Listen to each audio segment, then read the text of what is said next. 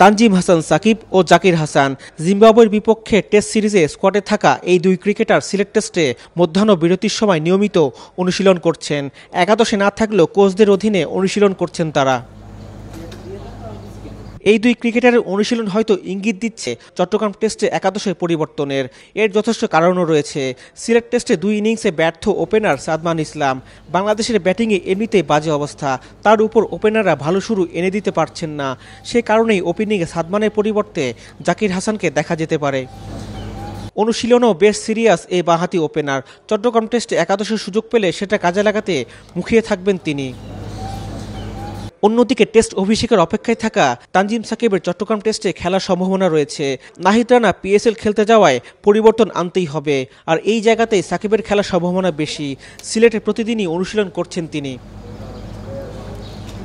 রঙিন পোশাকে তানজিম সাকিব নিজেকে প্রমাণ করেছেন ভালোভাবেই। পেস আর অ্যাগ্রেশনে নাহিদ রানা সেরা বিকল্প হবে তানজিম, সেটা হয়তো টিম ম্যানেজমেন্টের ভাবনাতে রয়েছে। রিফাত আঞ্জুম, দেশ টিভি, সিলেট।